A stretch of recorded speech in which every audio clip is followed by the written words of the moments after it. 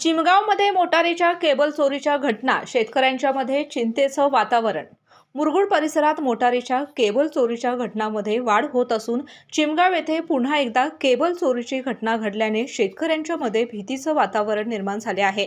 याबाबत मिळालेल्या माहितीनुसार चिमगाव येथील शेतकरी फिरोज खान जमादार यांच्या शेतातील मोटारीची सुमारे 40 फूट केबल अज्ञात चोरट्यांनी चोरून नेली।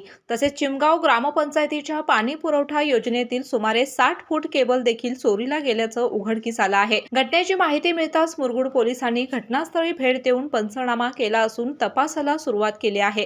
चोरीमागील आरोपींचा शोध घेण्यासाठी पोलिसांकडून परिसरातील माहिती संकलित केली जात आहे। दरम्यान मुरगुड परिसरात गेल्या काही दिवसांपासून मोटारीच्या केबल चोरीच्या घटनांच्या मध्ये वाढ होत असल्याची तक्रार शेतकऱ्यांच्याकडून करण्यात येत आहे। वारंवार होणाऱ्या चोरीमुळे शेतकऱ्यांचे आर्थिक नुकसान होत असून शेतीच्या कामावर देखील परिणाम होतोय।